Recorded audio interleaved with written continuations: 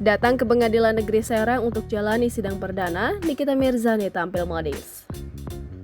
Berkemeja putih, Nikita Mirzani terlihat tampil modis menjalani sidang perdana yang secara tatap muka atau offline pada Senin 14 November 2022 hari ini. Dari pantauan Tribun Banten, Nikita keluar dari rutan kelas 2B Serang pada Senin pagi 14 November 2022 sekitar pukul 9.26 waktu Indonesia Barat. Dengan menggunakan mobil Kejaksaan Negeri Serang, ia diantar untuk mengikuti sidang kasus dugaan pencemaran nama baik di Pengadilan Negeri Serang, Banten. Tampak Niki ditemani pegawai kejaksaan di dalam mobil berwarna hijau itu. Berdasarkan pemantauan tribunbanten.com, Nikita Mirzani tampil modis memakai kacamata dan bando.